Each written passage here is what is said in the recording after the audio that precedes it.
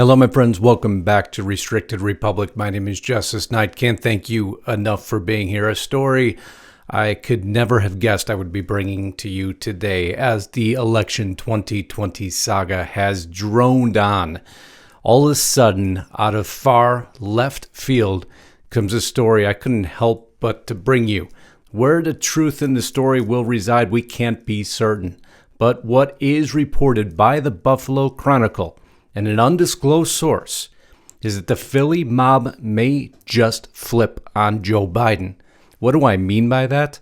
Well, if you know a man by the name of Skinny Joey Merlino, you know a saga that extends decades, spending over half his life in prison. Well, now, in exchange for a Trump pardon, Skinny Joe is about to blow election 2020 wide open, stating he has evidence of exactly what him and his organization did in the Philadelphia election. But before I get there, if you haven't subscribed to me here on YouTube, I certainly hope you will. Make sure your bell is checked and that you have notifications turned on. Also, if you can please help share this video, it truly is the best way to help me grow. You know, I don't ask for donations, and what I do instead is, of course, ask for your help in growing, and two is provide you restrictedrepublic.com. Right now, 14 days for free, as we cover elements of election 2020 that we choose not to provide here. So whatever we know we're going to tread on YouTube community guidelines or standards, we move it over to Restricted Republic, respecting the platform we're promoting here. So if you can go over there, there's going to be information that will astound you that came out over the last 24 hours. And astound is probably an understatement. But now, let's get back to this broadcast. And Skinny Joey Merlino, who you see on your screen, the article, the Buffalo Chronicle, the title, exclusive, how a Philly mob boss stole the election and why he may flip on Joe Biden. Now, if that's not substantiated enough for you, you always got to watch what Jordan Sukala, that's right, Trump's attorney, tweeted. Follow all leads, election 2020, exclusive, how a Philly mob boss stole the election, and using the same title, why he may flip on Joe Biden. Does that validate the argument any further for you? I just want to qualify, as I do everything here on YouTube, that there seems to be a lot more eyes on this story. You know Jordan Sukala, who he is, Trump team building its election case carefully and methodically.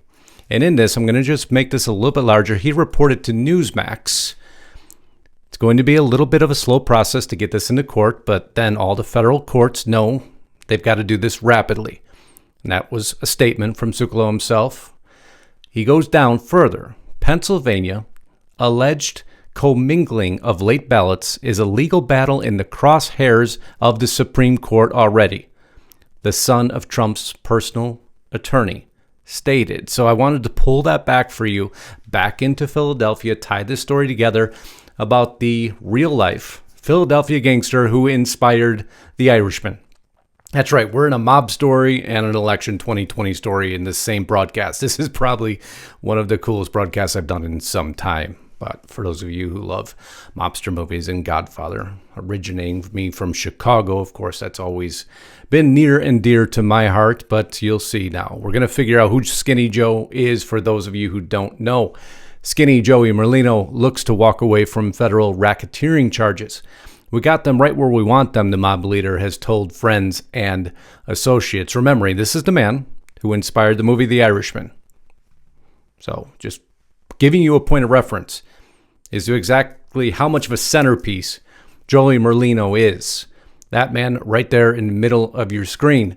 Joey Merlino arrested in federal mob crackdown, this on August 4th of 2016. He was with Mustache Pat, Nicky the Wig, Muscles, Anthony the Kid, Patty Boy, Tugboat, Fish, and Rooster, just to name a few.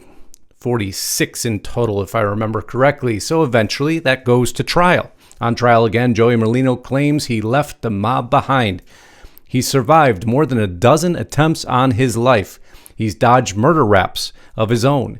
He's won and lost battles with the feds and tried in recent years to refashion himself as a retired man of leisure and a Florida restaurateur. That's partially, I'll tell you that in a second here. And so we're going to go a little bit further down into that story. Together, the indictment say, and I'm going to go full screen, make it easier for you to read along with me here. Together, the indictment says the organization promoted a climate of fear in the community through threats of economic harm and violence as well as actual violence. 44 of the 46 defendants, so we did have it right, have cut deals with the government to plead guilty, and late last year, U.S. District Judge Sullivan, and anybody who follows Trump politics will know who Judge Sullivan is, I'll show you in a second, postponed one's trial indefinitely, citing undisclosed health concerns. This will leave Merlino alone at the defendant's table, but Jacobs have argued in court filings that the government's depiction of a unified Atlantic Coast mafia enterprise is a fantasy driven by government lawyers and agents eager to build a blockbuster mob case. So we'll go back to Richard Sullivan, the man to preside over this case. Follow it a little bit further. Who is Judge Richard Sullivan? Judge Richard Sullivan is President Trump's nominee to the U.S. Court of Appeals for the Second Circuit from New York, falling into, well, now Trump's crosshairs.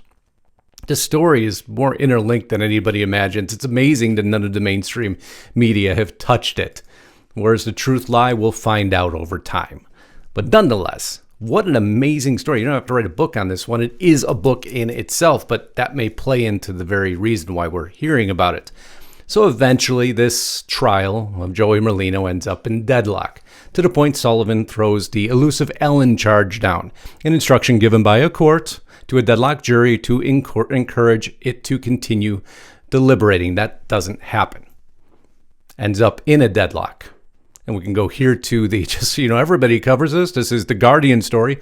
U.S. mobster Skinny Joey gets 2 years in prison and agrees with Trump on flippers. Well, isn't that an amazing headline, seeing that now there's rumors that he may flip on Joe Biden. Merlino, long known for courting the media, bucked the trend and his case went to trial in January. The proceedings ended in a mistrial that we just talked about because of a deadlocked jury. Instead of retrying the case, prosecutors and Merlino's lawyers brokered a deal. A deal which is going to, I'm just telling you now, so Philly mob boss ends up getting out a slight shorter amount of time than he was originally sentenced to.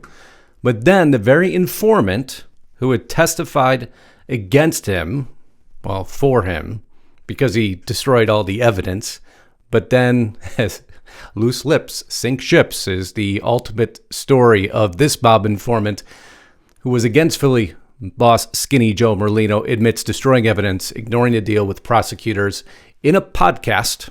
Loose lip sink organization crime informant podcast appearance could land mobster turn witness behind bars again because it infuriates. We could probably just go down here. Infuriates Judge Sullivan, an irate federal judge, after reading in the Daily News about the Genovese associate's recent podcast admission to a continued life of crime, while a cooperating witness suggests Rubio's loose lips could land him back behind bars. I'm not a rube, says the judge, and I'm not going to be manipulated the way the FBI was during the investigation, promised Manhattan federal court Judge Richard Sullivan at a hearing earlier this month.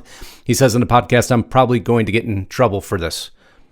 So this was a decision. It was made because Rubio likes attention, and that's fine, but there's going to be a price to pay for that. There's going to be a price to be paid for that. So this brings back now into Skinny Joe and why he may be making the admission he is, that he's going to flip on Joe Biden. The judge is infuriated. He feels he's been played. He feels that an associate of the Philly mob boss has played him. And so now, will that pull this all back into court? We got to establish a reason why Skinny Joe might be doing what he is. This innermost circles of the American mafia are abuzz. The boss of the Philly mob, Skinny Joe Merlino, is taking a victory strut, hobnobbing around the highest echelons of old-time mafia folk, mostly in Florida, describing what may have been the heist of the century. The 2020 presidential election. The feat is drawing praise from far-flung corners of the Italian-American business community, which sees that the thanks of a grateful administration as key to the revival of the community's political influence. But an associate says that Merlino might just be willing to flip on Joe Biden and the Pennsylvania political operatives who ordered up some this is an astounding accusation. Dear YouTube, I'm saying accusation, up to some 300,000 election ballots for Biden. The source alleges that Merlino and a lean team of associates manufactured those ballots at a rate of $10 per ballot, a whopping $3 million for 3 days of work. They were then packaged into nondescript cardboard boxes and dropped off outside the Philadelphia Convention Center. Boy, back in the centerpiece on that one again, isn't it? Sources who spoke to the Chronicle under conditions of anonymity say that Merlino picked up those ballots from 2 private households where a trusted handful of associates were busy marking ballots with Sharpie markers. All these stories go mingle, don't they? They were paid more than $1,000 per hour, often producing thousands of ballots every hour for more than 60 nearly consecutive hours. The ballots were purchased in cash. It is then thought, another accusation, not yet founded. I thought that the Democratic Party operatives working inside Philadelphia's election office provided Merlino with crates of raw ballots just hours before polls closed on election night, which he transported to 2 private households in South Philadelphia by 10 p.m. That night, Merlino's operation was already generating more than 3,000 ballots per hour, which quickly scaled to more than 6,000 ballots per hour before midnight. But now, Merlino might just be willing to flip on Biden. In prime time congressional testimony. We know he likes the spotlight. We also believe that he wants to get out of a life of crime. So now he's saying, I will give you prime-time congressional testimony if President Donald Trump is willing to issue the longtime mobster a full expungement of his decades-long criminal record. And of course, Merlino wants to be pardoned for the election fraud itself and any crimes to which may incriminate himself during his testimony. He wants a clean record. He wants to fish and hunt on federal lands. He's really like a job with the National Park Service. You need a clean record to get those things, explained one confidant. But most of all, he wants the thanks of a grateful nation for coming forward. I told you this is an extraordinary story. Now we got to take the flip side and the counter argument that maybe this is just for props. Maybe he just wants fame. Maybe he wants to get out of the crime family and he wants to start his own reality show. As a matter of fact, in the article, they even talk about that. Political observers believe that Merlino could sell the rights of his story to a major Hollywood production studio for more than $20 million and a book deal as much as $10 million. They go on to state how Skinny Joe is very charismatic. I've watched clips of him, read articles about him, read what he said, and he is extremely charismatic. He'd be, as they state, an incredible movie narrator, and he'd perform excellently in congressional testimony.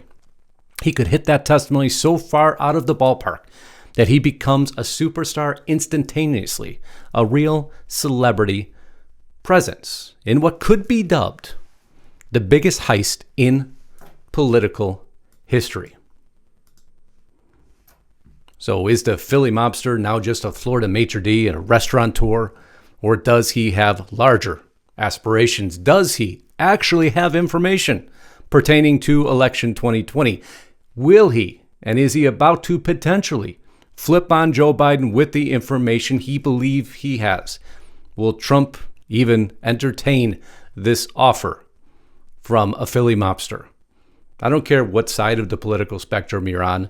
This is a cool story, at least one to break away from the monotony of machines and corruption and fraud and everything else we're having to research on a daily basis, not discrediting or claiming correctness on any of those statements, just the fact that you know as well as I do it's what we read every day. But this story was a break away from the norm, one not being covered in mainstream media anywhere, and of course that's what we do here as Restricted Republic, bring you the stories that nobody else will or wants to talk about. If you haven't subscribed to Restricted Republic, please, right now, 14 days on us, absolutely for free, simply for joining. See what we do over there, and quickly it will open your eyes to everything, well, that remains silent everywhere else.